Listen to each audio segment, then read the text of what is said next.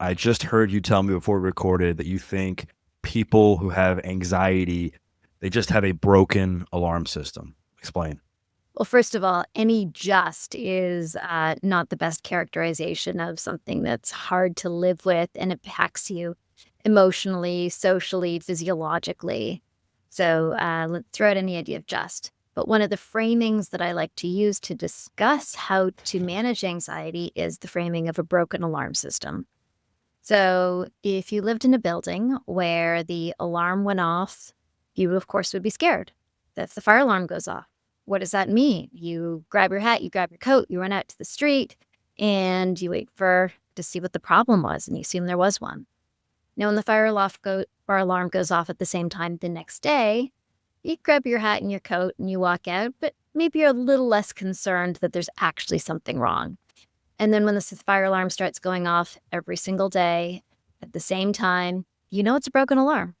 And that alarm is going and it's really annoying, but you know you can ignore it. You're sitting there, you're making your eggs, you're watching Oprah, you're getting on with your life. With the annoying sound of the alarm, knowing that you are actually safe. There's no fire, there's no threat.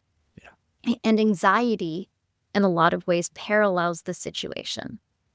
When we have the sensation of anxiety, it is in most cases simply broken alarm. There is not actually something that is threatening you in your environment, but your body is reacting as if there was. The alarm is going off when there's really no fire, or the alarm is going off at the memory of a fire that once there but is no longer. And when anxiety happens, the same thing as when we experience an alarm, we get scared. We start to generate a whole bunch of thoughts about that potential fire, potential danger. We start to generate a whole bunch of feelings about it. We act through it, and we believe it's real. But when our anxiety system is not aligned to reality, when we have anxiety, what we're really dealing with is simply an alarm that is broken. And over time, if you can learn to experience it just like an annoying sound that doesn't actually mean that there's danger, you then become liberated from the psychological and the physiological and emotional experiences that that broken alarm system gives. And I think when this broken alarm system happens, I think people get overwhelmed and they get tunnel vision on the fear or the angst or the stress or whatever it is that's in front of them in that moment. And they have a hard time self regulating. Like, what have you found to be the best universal practices to help people calm their nervous system in the moment? So, the first most important thing is to notice that even though my body is screaming at me and freaking out, and my brain's thinking all these crazy thoughts and it feels intense and insane, that actually it's fine. I'm fine. I'm okay. And you have to make the conscious choice to say, even though this, feels like there's a house on fire, there's not actually a fire. And I can change my approach to this. And instead of getting sucked into it, instead stand back and say, although I'm thinking and feeling and experiencing this, I can actually make a different choice to calm myself down because there is no actual fire in the house at the moment. The best and easiest way to do that after you have made that cognitive refrain, or in helping you make that cognitive refrain, is breathing exercises. So when you breathe deeply and slowly, you're doing many things. One, you're no longer focusing on the thoughts about the fire. You're now focusing on your breath. Two, as you breathe in deeply and slowly, you're actually changing your physiology. So you're sending signals through your vagus nerve and through your body saying, hey, there is not actually a fire. We're going to counteract the fast breathing, racing heart with slow breathing that is going to shift us into a calmer state. So you're able to work with this deep breathing, which really is just another word for meditation, a form of meditation, focused attention meditation where you're focusing on your breath. When you do that, you're shifting both your mind and your body out of the fear state and into calm. And with that said, I think that what also can help people is to prepare themselves on a weekly and daily basis to not have habits in place that disrupt anxiety.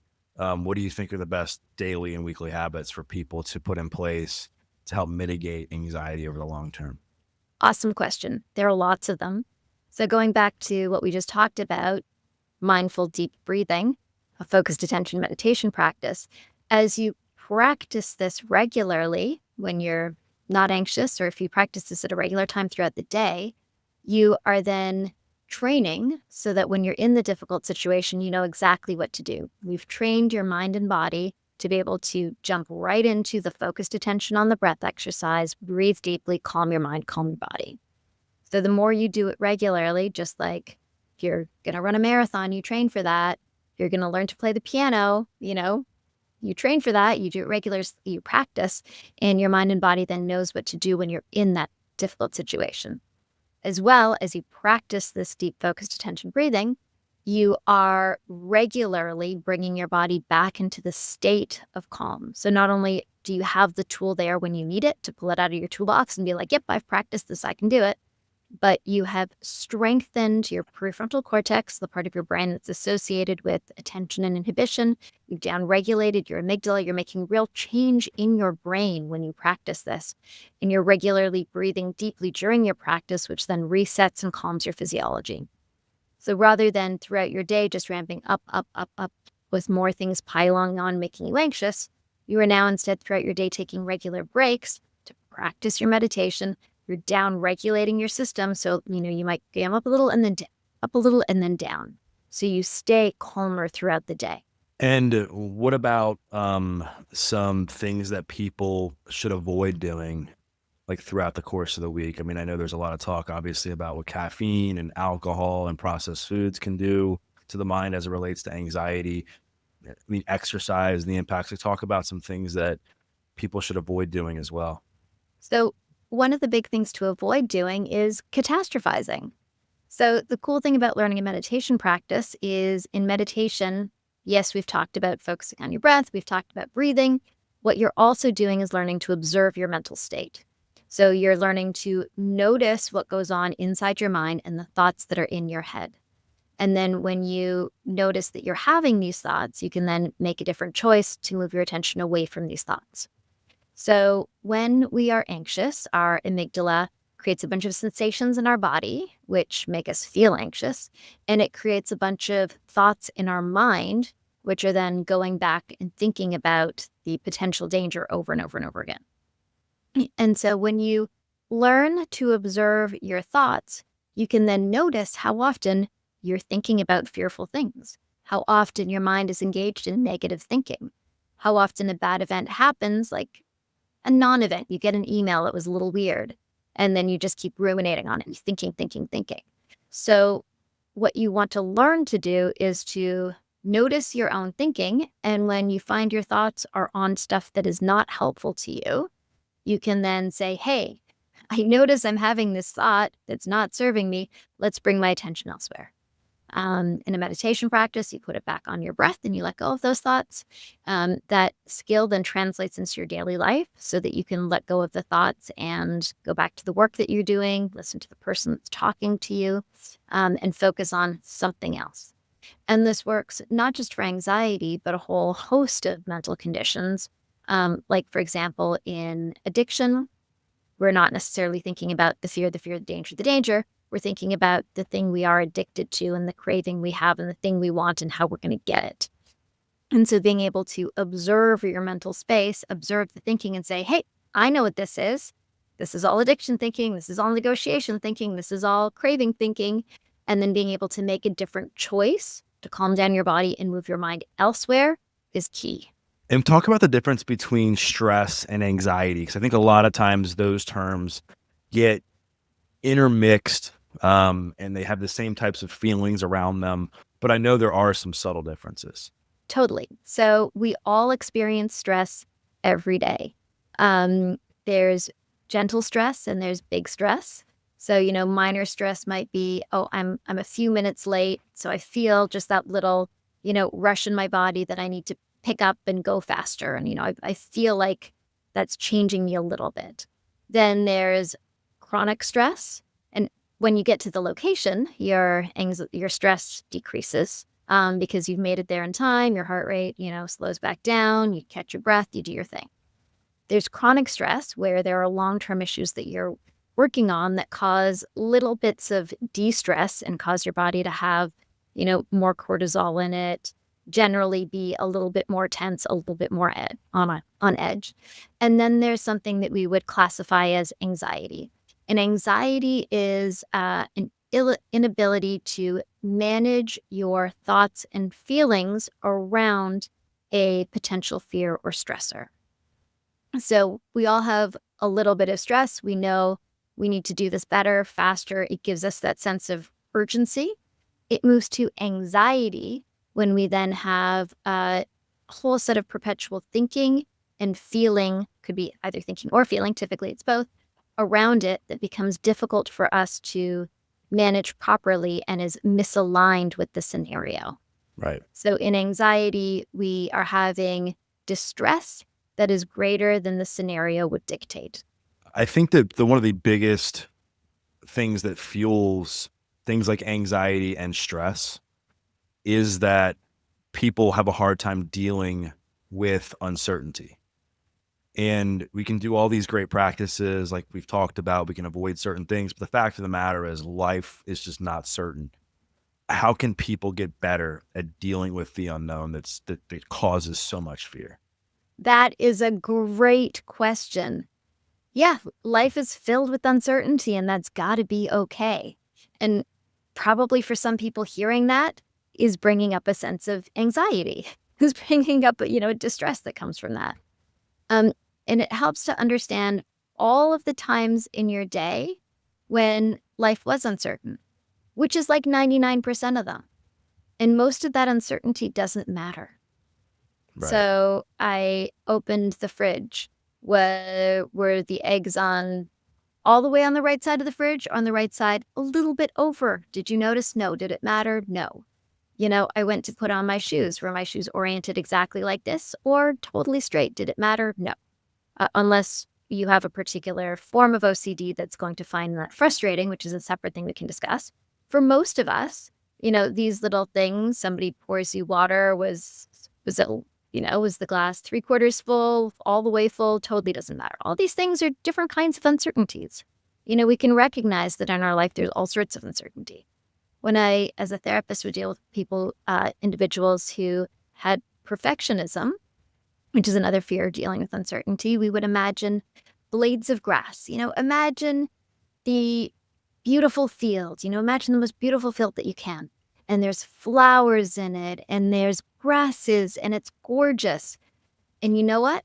It is a perfect, yes, it's amazing. And each of those blades of grasses are different sizes, and there's dirt on the ground, and there's ants crawling in them. And you know what? None of it matters. It's actually still beautiful. The whole thing is actually still perfect. So I think when we realize that we go through a life that has multiple things happening simultaneously and that has a ton of uncertainty, and most of it absolutely doesn't matter, and we still thrived, and we've still, gone through our lives and been okay, despite all of the uncertainty that happens at every single moment, that can become a real aha or a reframe to go like, oh, wait, like maybe it is okay. So that's, one way to approach it. The other way to approach it is from the complete opposite side, which is to look at yourself as an individual and recognize the skills and capabilities that you really have to navigate whatever comes your way. And all of that quote unquote uncertainty that we've dealt with throughout the day, put on our shoes a little bit this way or that way, drank water a little fuller, less full. In all of that, you were totally able to handle all of these things. All of that uncertainty that happened, you handled all of it, every single little piece.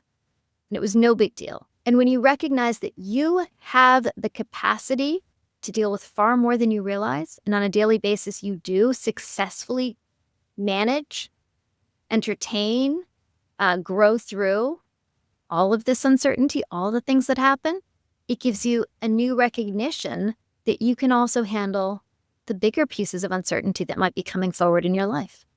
And I think people will say, well, right now is just different. there's all this unrest in the world, there's a lot of tension, and people just kind of they feel scared and they feel fearful. And what you're saying is absolutely right. Like, you have to, like, kind of zoom out, and look at things more objectively. But um how can people get better at navigating tough times when they feel like things are falling apart around them?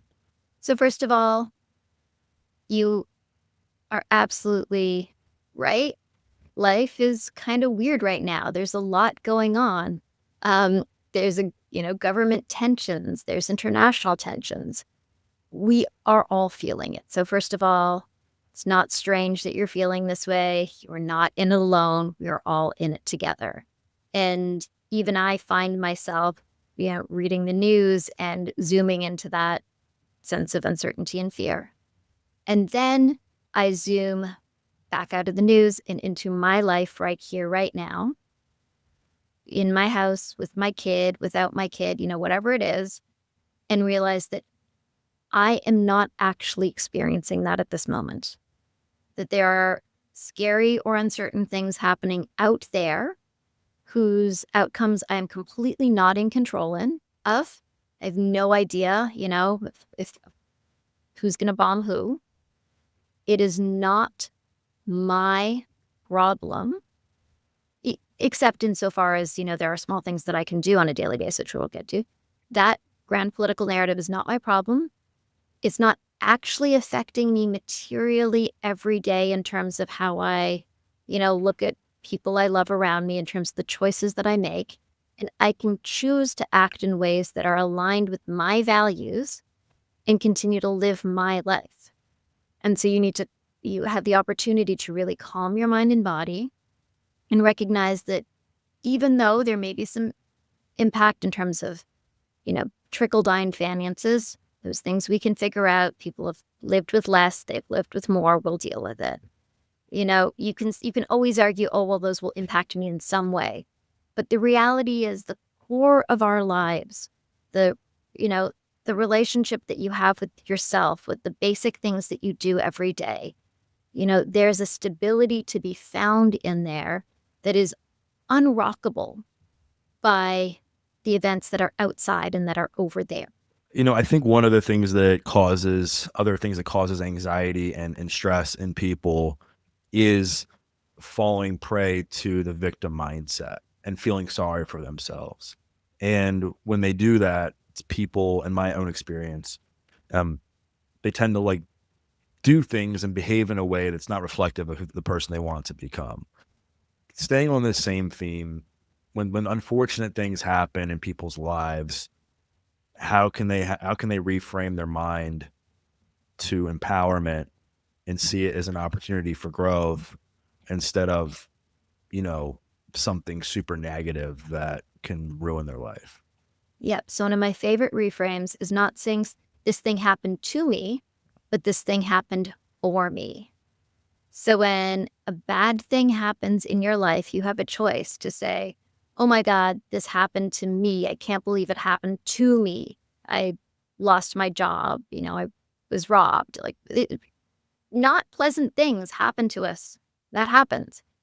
And the difference is you can have a growth mindset and say, this thing happened for me because I learned from it, because I lost my job and I took a different turn and that ended up being a great career, because I lost my job and that gave me this free time to pick up a new hobby or discover what I liked, or, spend some time with a loved one, or because I lost my job and I had to ask someone else for support. And that felt really scary.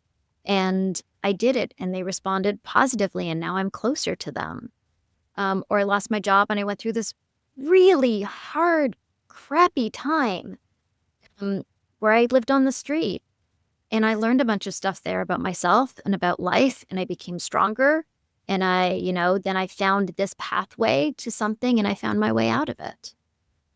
It doesn't matter what life throws our way.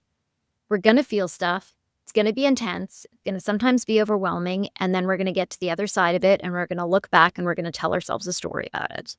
And that story can either be it was terrible and my life is terrible and I'm terrible, or that thing happened. Man, it was crazy when it happened. And I learned from it. I grew through it and I became a better person from it.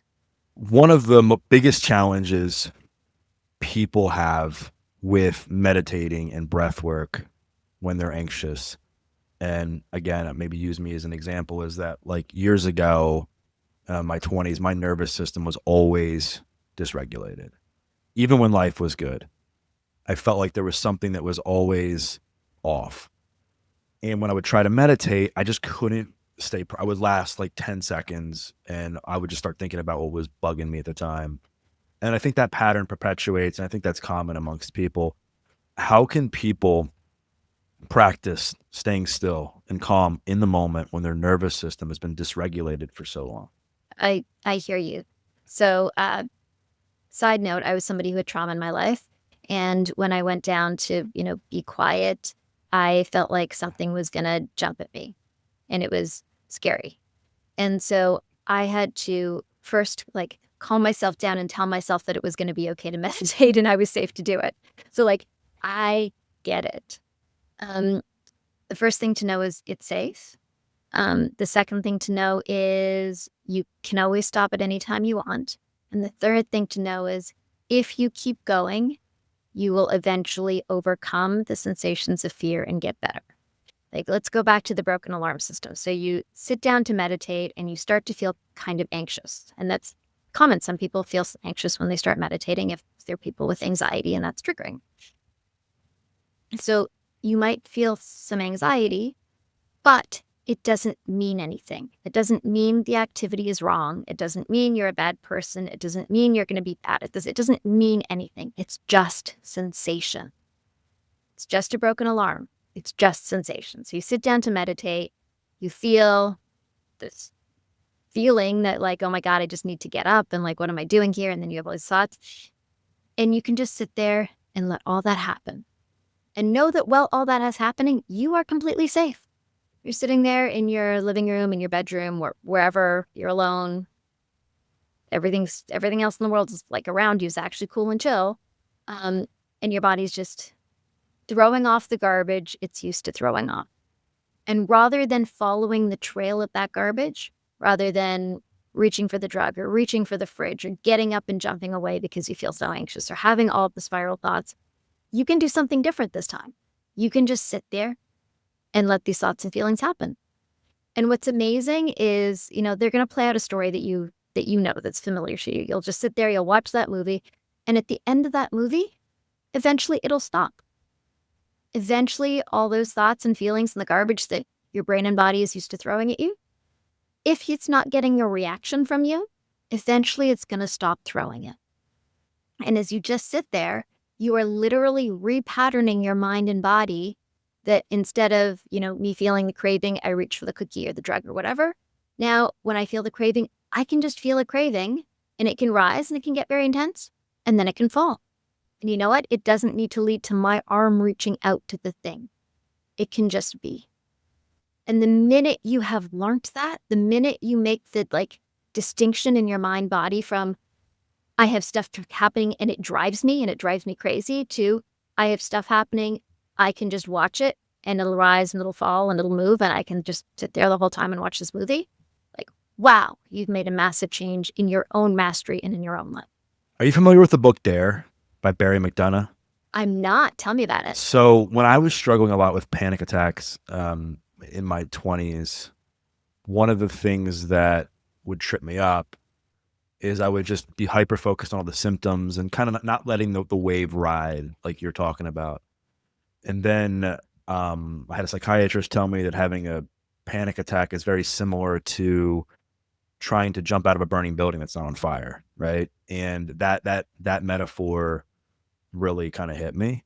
And then this book called Dare, he talks about that when you, I'm going to use the term freak out because that's the way that I see it with my own experience. When you freak out over your own anxious feelings, what happens? You freak out more because you're like, oh my God, my heart's racing. So that's going to set off your fight or flight even more. Oh my gosh, the throbbing in my chest. Oh my gosh, like the tingliness. And he said, when you kind of lean into it and just accept them and kind of almost like antagonize them. Like the anxiety, the wave kind of lowers. And it was amazing how well that worked. That what I found was the biggest thing that increased my anxiety was my reaction to my anxiety. It wasn't the anxiety in itself. And so I just thought that was a really cool idea that I've kind of sat with since and paid attention to, and I've passed on to many people, because I think that when those physical symptoms of panic and anxiety arise, it can feel like, it can feel scary. It can feel fearful. You end up not going to certain places. But the minute you start to really fight it, they get way worse. Whereas if you just let that wave go up and down and accept that it's a normal reaction, I think things tend to get better over time. Totally. So what you're talking about is having anxiety about anxiety. So still, it's real anxiety about anxiety. And so when we go back to the broken alarm, the alarm goes off the first time. That could be like your heart beating really far too fast, like you're having a panic attack. The alarm goes off, and the first time you're scared of it, you're scared of that alarm because it means something's wrong. Oh no, am I going to die? Whatever it is. And by time 20, your heart is racing, and it's just a broken alarm. So in your anxiety attack, if you're somebody who gets panic attacks, you've gone through this crest and rise. The symptoms, they come and eventually they go, and it's really annoying and frustrating during it, but it ends and you don't die every time. And so when you can stand back and just sort of, look at yourself and be like, right, that's the movie, it's the broken alarm. It's annoying, but I don't have to make a big deal about it. I don't have to have thoughts about it. I don't have to have fear of it. I don't have to fear these reactions. They're just what are. I don't need to think about them. I don't need to make them bigger. Then they'll just happen. And I can still sit there the entire time watching Oprah making my eggs as the symptoms happen, they rise, they fall. If you're in meditation, I can just sit there watching my breath, just sit there watching all of this happen, feeling all this stuff happening. But like you're in a movie, like you're a passive observer. And eventually the movie's going to end. And then you'll still be sitting there, and then the theater will be nice and dark and cool, and it'll be incredibly peaceful. So just watch the movie. Don't get involved. Don't make more stories about it. You don't need to generate anxiety about your anxiety, because eventually it will go away. You just got to ride the wave. Yep. And do you think that culture and society, again, not to like put people into the victim mode, but have set people up to be more anxious? I love your reframe about not to pull people into the victim mode. So yes, I think we can universally accept that we are in a time where there is more stuff that is likely to trigger us. We have more access to terrifying news. We have more access to social media, which is demonstrated to increase anxiety and depression. We have more flashing lights, buzzing sounds, things that will inevitably trigger any nervous system to be on higher vigilance. And this is the way it is. And so I think the important takeaway from that is A, don't blame yourself. It's not your fault. Make sense that your nervous system is a little bit more heightened right now. And, we're in a society where there's all sorts of reasons that it might be triggered. And we have the tools and technologies to apply calming, relaxing methodologies on ourselves, and to learn that we don't need to get sucked in, to learn that we don't need to get sucked into the news. We don't need to get sucked into doom scrolling. We don't need to get sucked into the comparisons. We can notice that these things happen, and it's totally normal and natural that these things would happen. And once they happen, you can notice them. You can tell yourself to stop, and then you can engage yourself in a different choice. And one of the things that we really build with meditation and mindfulness is the ability to attend, to notice and see, the ability to inhibit, to actually stop yourself from doing something, from doing the anxious thinking, the anxiety about anxiety, the craving, the reacting, to inhibit, and then to make a different choice, the ability to strengthen your own will and say, hey, I can move my attention elsewhere. I can calm my mind, I can calm my body, I can make a different choice in the situation. And I know we talked a little bit about, habits and what to do, what not to do, the power of the breath, the power of just certain things people can do to calm the mind. But if you were to design a routine for somebody that you cared about, maybe it's yourself, maybe it's a spouse, loved one, whoever, to set them up for success when it comes to regulating their emotions, like walk the audience through what a typical day should look like between, you know, h- before what they do when they get up, what they do before they go to bed, like what they do throughout the day. Like how would you design that? Cool. So I'm just, brand new question spitballing off the top of my head. So there's no shoulds in here, but some elements that you could bring into a day that would be helpful is when you wake up in the morning, starting the day off by just doing some deep breaths and a gratitude practice while you're still in bed. So it's so easy to reach for the phone and begin the bad news, the scrolling, emails, all the things that are going to set you up for an unproductive, not good feeling day. So it's really helpful if from the very beginning, you take the time when you wake up in the morning to say, hey, let's think of 3 good things that might happen today. Let's think of my pet that I love for a minute and feel that sense of good warmth. Let's think about 2 good things that happened yesterday. You can, make your list, whatever's going to be on your gratitude practice. Then good in the morning to get light in your eyes. First thing in the morning, stimulate your um, melatonin receptors to actually turn off. So it makes you less groggy. Do a little exercise in the morning. Those are all fabulous things to start setting yourself up right. Yeah. Proper nutrition whenever it works for you. Some people like to eat first thing, some people don't. The right amount of caffeine, because too much caffeine can make you anxious. If you're going to have caffeine, do it before noon so it doesn't interfere with sleep. We'll talk about sleep in a minute. And if it feels right for you to have a meditation practice in the morning, then a 10-minute focused attention meditation can be incredibly powerful. So this is morning. Now, as we move throughout the day, you're going to want to be observing and noticing your thoughts and feelings as you go, not hyper-focusing on them. But when you start to notice, hey, I'm feeling a little tense, my shoulders are scrunching up, or hey, I'm having those anxious ruminating thoughts, you want to take a quick little pause and do your focused attention meditation. Do your deep breathing, calm your mind, calm your body. Right. You might also in the morning want to incorporate a cold shower. Cold exposure is actually really good at regulating your nervous system over time. You might want to incorporate a breathwork session. Holotropic breathwork is also a really powerful tool for regulating your autonomic nervous system. But what's really key is throughout the day, checking in with yourself and bringing yourself down, talking yourself down. You may want to include some trauma therapy work, maybe at the end of your day with the trauma therapy session therapist. There's all sorts of different modalities that you can bring in. You want to make sure you're well nutritioned. And at night, what you really, really, really want to make sure you do is sleep well. Because we become far less emotionally regulated when we sleep poorly. So solid sleep, just like if a kid misses their nap or doesn't sleep enough, they're like, cranky and easily scared and set off emotionally. Same thing happens to us adults. We're just better at hiding it. So you want to engender practices during the day that are going to set you up for good, solid sleep at night. And again, a meditation practice can be a real key to helping you shut down your ruminating mind to help you sleep better. Making sure that you haven't had too much caffeine or had it too late because it really interferes with sleep. Making sure your room is nice and dark and that you're going to sleep at a predictable time every night so that you can wake up at a predictable time every morning. Mm-hmm.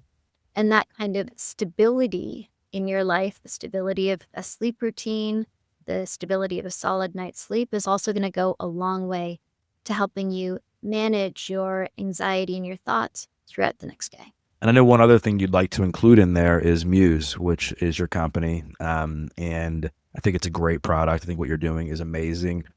Talk about why Muse can really help people, especially the people that like have a hard time with meditation, with breath work, with some of the stuff we've been talking about. I was one of those people who had a hard time meditating. I was one of those people who had a lot of thoughts in my head, always competing for one another. probably had some latent ADD and difficulty, sitting down and focusing, and had trauma that was giving me these really kind of crazy thoughts. And I found it next to impossible to meditate. And it was through the process of building Muse, which is a brain sensing headband that helps you meditate, that I was able to actually finally start a meditation practice and learn what it was that I was supposed to be doing. I was actually a psychotherapist at the time and recommending to my patients that they meditate, and I myself couldn't do it. So Muse is a clinical grade EEG, the same thing that they use in hospitals and labs, and it's able to track your brain activity during your meditation and let you know when you're focused and when your mind is wandering. So it actually is giving you real-time feedback throughout your meditation, letting you know when you're doing it right, and then giving you reinforcement to stay in that practice. Kind of like having a little coach or a guru inside your head who's actually watching your practice and saying, hey, yep, you're doing it right. Stay there, meditate. Yep, you're doing it. You're doing it. And it helps you really start or enhance your practice. And then who is the device for? Would you recommend it for everyone or just the people that have a hard time staying focused? So there, I'm very proud to say, are over 500,000 people around the world who have started or deepened their meditation practice using Muse. That's amazing. Yeah, it's totally amazing. So for beginner meditators, it's great because it really shows you what to do and guides you. And then it gives you charts and feedback so you can actually see the progress of your meditation.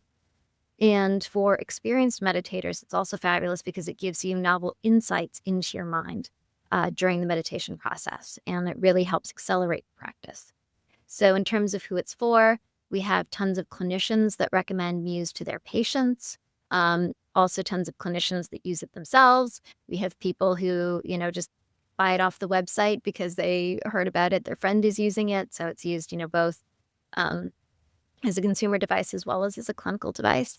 And there's actually a really cool study from the Mayo Clinic. They gave their own doctors the Muse headband during the pandemic, and it helped them reduce burnout by 54%. It helps improve their sleep and decrease their stress and their fatigue and improve their resilience. And there's been, 200 studies using Muse by various institutions. So it's been really demonstrated to work. I'm not going to name specific brands. That said, there are other wearable brands that track things like sleep, stress, lifestyle habits, etc., that are quite popular now. Where does Muse, in your opinion, stack up versus those, and or can it work in tandem with some of the ones that are popular right now? Yeah. So if you already have one of these devices, Muse works in tandem and gives you much more detailed insight on the brain itself. So you might have a wrist-borne tracker like a Fitbit that's tracking your sleep. So first of all, Muse also has EEG sleep tracking, and it's much more precise than any wrist-borne or finger tracker. It actually shows you your EEG during sleep and the different stages that you're in. With 5-stage sleep staging, it shows you not just your deep sleep accurately, but actually the depth of your deep sleep. And it's used by hundreds of researchers to actually do at-home sleep research instead of being in a sleep lab. And then Muse is also, whereas those things are just trackers, Muse is also used interventionally. So for sleep, we actually have something called the digital sleeping pill that gives you bioneurofeedback as you're falling asleep to help you fall asleep and then fall back asleep if you wake up in the night. Demonstrated to be super effective, improve sleep quality by over 20%. And then we have the beautiful meditation experiences that, rather than just like watching a guide that's breathing, it's actually in real time tracking not just your brain, but your brain, your heart, your breath, and your body during your meditation to help you either start or enhance your practice with a number of different meditation styles, a ton of guided content. And then with our latest device, the Muse S Athena, we have a new tracking methodology in it that tracks, called FNIRS, and it tracks your prefrontal cortex oxygenation, left and right hemisphere, and it gives you exercises to actually strengthen your prefrontal cortex and the oxygen and blood flow to it. And you've had over 500,000 people use it, like you said, and seeing incredible results. Typically, like, what are the stories you're hearing? What are the things that inspire you that you're hearing your customers say? So we first came out in 2014, and one of the very first stories I read was actually a comment that somebody had left. And they said, I just started using Muse because my husband it was going through cancer care. And I am now nicer to my kids and having a much better time going through the cancer care process. And Mayo Clinic, so this was from a partner of somebody going through a stressful time. Mayo Clinic actually then did a study in 2015 with women undergoing breast cancer surgery using Muse. And they saw that it decreased their stress and fatigue during the cancer care process and improved their quality of life. They now have, I think, 2 or 3 other breast cancer studies going with Muse, using Muse interventionally. They just did a study for long COVID demonstrating that Muse not only improves your mood during long COVID, but actually improves brain fog, cognition, anxiety. So the Mayo Clinic did that? Yes. Published study. That's amazing. Congrats. Thank you. And then from, just average people using it, we hear wonderful stories like people who are in traumatic fields, like in the police or firefighters who have, used it to self-regulate. We regularly get people writing to us to say, this has changed my life. So it's been pretty awesome. I don't know where I could go from there. I feel like you just shared some things that are quite amazing, are going to inspire my audience to at least check it out. I will say, last question I have regarding that is, I think sometimes people go to websites and they check out products like yours and they see the price tag and they're like, like what separates this from like an app I could download that I may pay a nominal monthly fee, or something I could find online from something like Amazon? Like, what's your elevator pitch as to why people should invest in something like this? Sure. So we have 2 different Muse devices. One, the Muse 2 is at a much lower price point, and the Athena is the premier device that does the sleep and everything. Even the Muse 2 is going to be efficacious. You can use it with everybody in your family. So you buy one device and then everybody downloads an account on their phone and they can use it. Often, mom will bring it home because she wants to meditate. Then daughter with anxiety starts using it. Then dad, who would never in a million years meditate, starts using it, and he's sleeping better. So it really can help the whole family. And it's been backed by a ton of research. And unlike an app that, might track or might give you some, nice aphorisms to say, this is something that's actually working with real-time feedback on your brain. So it's actually cueing your brain as to what to do. Your brain learns very quickly and then it does it. So, there have been studies that actually demonstrate using Muse versus, for example, meditating with a standard meditation protocol without a device, and using Muse actually demonstrates a change in the brain, which leads to more calm and more focus throughout the day, like actual makes real change in your brain. So it's been very useful. Of course, if somebody doesn't have means, use whatever you can gain access to. Free YouTube videos, also super helpful. Use whatever you can afford. But if you are able to get a Muse headband, and we do have a discount to make it a little bit easier for you, you will find it's really helpful in moving you forward in your life. And if people use the code Doug, they can actually get 15% off the Muse products when they buy from your website directly, which I think is an amazing deal. And I think what you're doing, like I've said, is just really cool. And I think you are tackling a problem that a lot of people have, including something that I've struggled with, and that, being able to stay calm in the moment and being able to understand your mind and why it kind of wanders so much. So if people go to choosemuse.com, that's MUSE.com, and use the code Doug, they get 15% off the device. Ariel, thank you so much once again for your time, for what you're doing, the work you're doing in the world. Really appreciate it. Anything else you'd like to add? Yeah, that we are all actually really capable, awesome human beings. And often we forget that fact. And we have all these voices in our head that are trying to tell us otherwise, and all these voices in our head and feelings in our body that are creating fear sensations. But at the core, we all deserve to be safe, to know that we're loved, and to know that we're worthy. And as we chip away at the voices and the layers of crap in our brain that tell us otherwise, and as we learn to calm our body, we become closer and closer to those inherent truths. Ariel, thank you for your wise words. And once again, for coming on the podcast. Really appreciate it. Again, choosemuse.com. check out their products. Use the code Doug to get 15% off. Thank you once again for coming on the show. Thank you. My joy and pleasure.